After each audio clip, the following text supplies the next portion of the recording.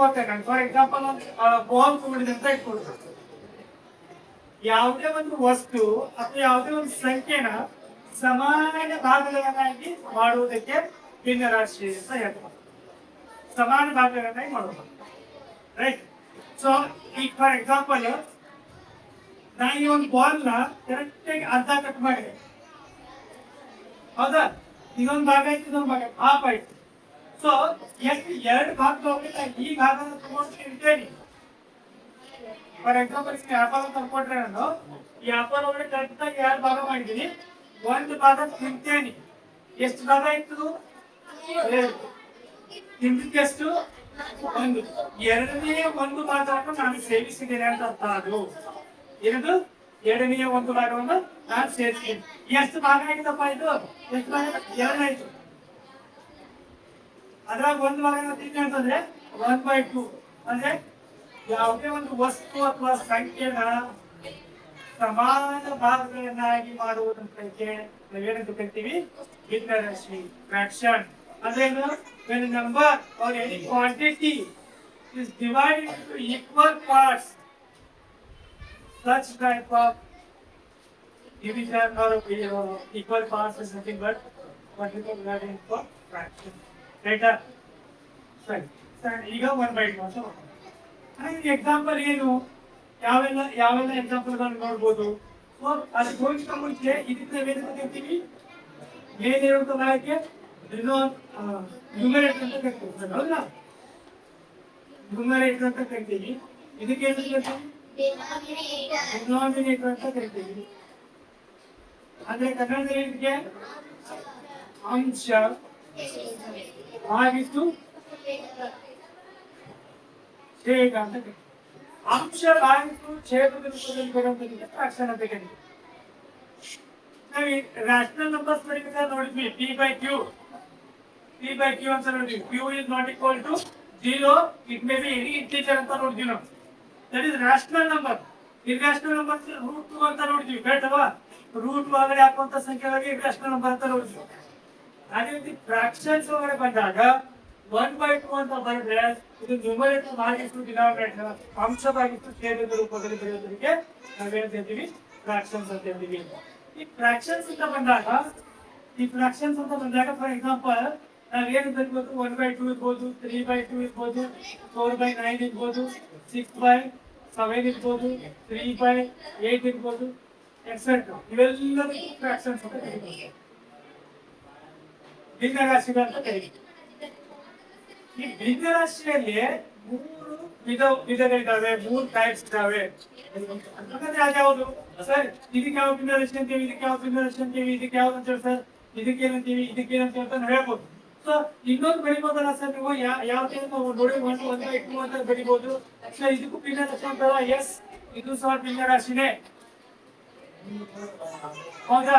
ಹಾಗಾದ್ರೆ ಇದು ಸಹ ಭಿನ್ನರಾಶಿ ಅಂತಂದ್ರೆ ನೋಡಿ ಇಲ್ಲಿ ಈ ಭಿನ್ನರಾಶಿ ಒಳಗಡೆ ಟೈಪ್ಸ್ ಇದಾವೆ.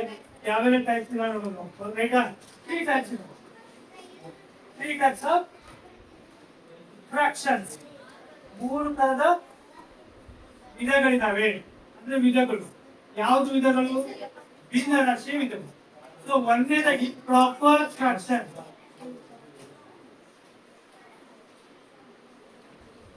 ಏನು? ಒಂದನೇದಾಗಿ ಪ್ರಾಪರ್ ಫ್ರಾಕ್ಷನ್. ಕನ್ನಡದಲ್ಲಿ ಹೇಳ್ತೀವಿ ಸಮ ಭಿನ್ನ ರಾಶಿ ಅಂತ ಹೇಳ್ತೀವಿ, ಹೌದಾ?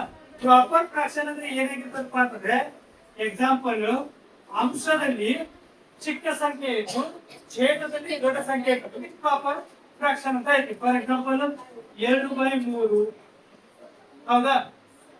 4/13, ಹೌದಾ? 2/17, ಎಕ್ಸೆಟ್ರಾ. ಏನಂತ ಇದ್ದೀನಿ? ಅಂಶದಲ್ಲಿ ನ್ಯೂಮರೇಟರ್ ಚಿಕ್ಕ ಸಂಖ್ಯೆ, ಡಿನಾಮಿನೇಟರ್ ದೊಡ್ಡ ಸಂಖ್ಯೆ.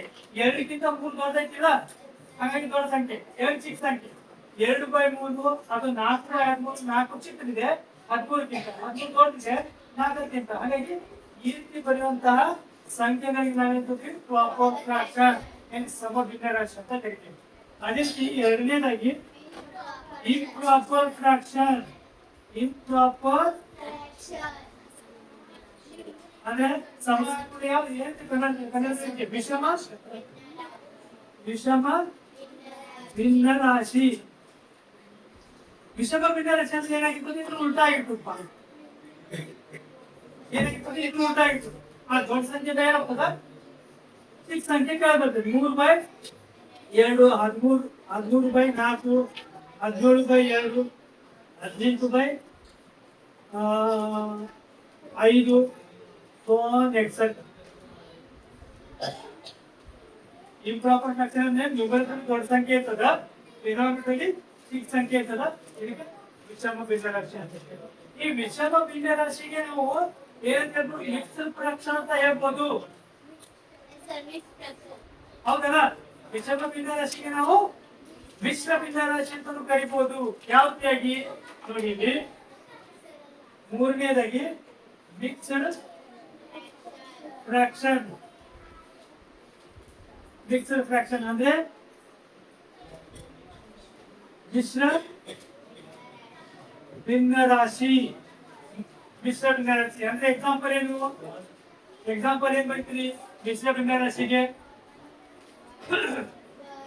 1 1/3 1 1/2 1 1/, ಅಥವಾ 2 1/3 2 1/3 4 1/6 ಬರಿಬಹುದು. ಅಥವಾ 4 1/6 ಅಥವಾ 4 1/3 ಬರಿಬಹುದು. ಎಕ್ಸೆಪ್ಟ್ ಇವೆಲ್ಲ ಏನಪ್ಪ, ಇವು ಮಿಶ್ರ ಭಿನ್ನ ರಾಶಿ. ಬೇರೆ ಸಂಖ್ಯೆನೂ ಬರ್ಬೋದು, ಅಡ್ಡ ಬರ್ಬೇಕಂತಿಲ್ಲ, ಬೇರೆ ಸಂಖ್ಯೆನೂ ಇರ್ಬೋದು ಅದಕ್ಕೆ. ಫಾರ್ ಎಕ್ಸಾಂಪಲ್ 2/7 ಅಂತ ಬರ್ಬೋದು.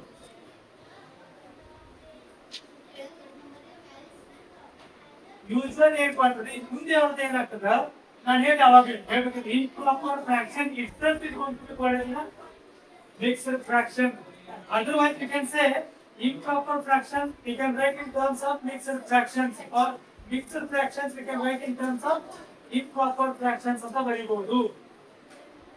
ಯಾವ ರೀತಿಯಾಗಿ ನೋಡಿ, ಫಾರ್ ಎಕ್ಸಾಂಪಲ್ ಇದನ್ನ ಹೇಳ್ತಿದ್ದೀನಿ, ಯಾವ ರೀತಿಯಾಗಿ ಬರ್ತೀವಪ್ಪ ಅಂತಂದ್ರೆ 1/3 ಅಂತ ನಾನು ವಿಷಮ ಭಿನ್ನ ರಾಶಿಯಲ್ಲಿ ಪರಿವರ್ತಿಸ್ತಾ ಇದ್ದೇನೆ.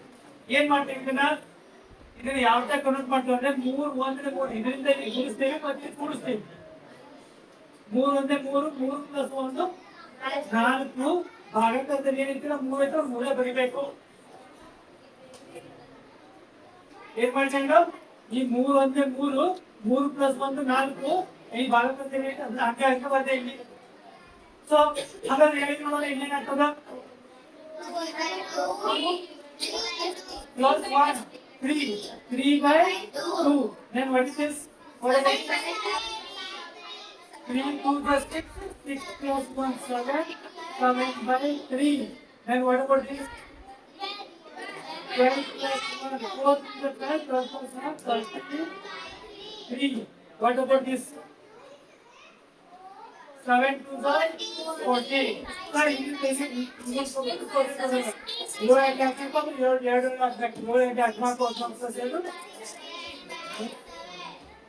is what about types of fractions. ಏನಾಯ್ತು ಇನ್ನೊಮ್ಮೆ ಕರೆಕ್ಟಾಗಿ ಗಮನ ಕೊಡಿ. ಯಾವುದೇ ಸಂಖ್ಯೆ ಅಥವಾ ಯಾವುದೇ ವಸ್ತುವನ್ನ ಈಕ್ವಲ್ ಭಾಗಗಳನ್ನಾಗಿ ಮಾಡೋದು. ಫಾರ್ ಎಕ್ಸಾಂಪಲ್ ಸರ್, ನೀವೊಂದು ಆಪಲ್ ತಗೋತಾ ಇದ್ದೀನಿ ಸರ್, ಇಲ್ಲಿ ಅಂತ ಆಪಲ್ ತಗೊಂಡಿದ್ರೆ ಈ ಆಪಲ್ ಅನ್ನು ನಾ ಏನ್ ಮಾಡ್ತಾ ಇದೀನಿ, ಒಂದ್ ಹಿಂಗ್ ಕಟ್ ಮಾಡಿದ್ರೆ 2 ಭಾಗ ಆಯ್ತು, ಮತ್ ಹಿಂಗ್ ಕಟ್ ಮಾಡಿದ್ರೆ 4 ಭಾಗ ಆಯ್ತು. 4 ಈಕ್ವಲ್ ಭಾಗಗಳನ್ನಾಗಿ ಮಾಡಿದೆ. ಎಷ್ಟು ಭಾಗಗಳನ್ನಾಗಿ ಮಾಡಿದೆ? 4 ಈಕ್ವಲ್ ಭಾಗಗಳನ್ನಾಗಿ ಮಾಡಿದೆ.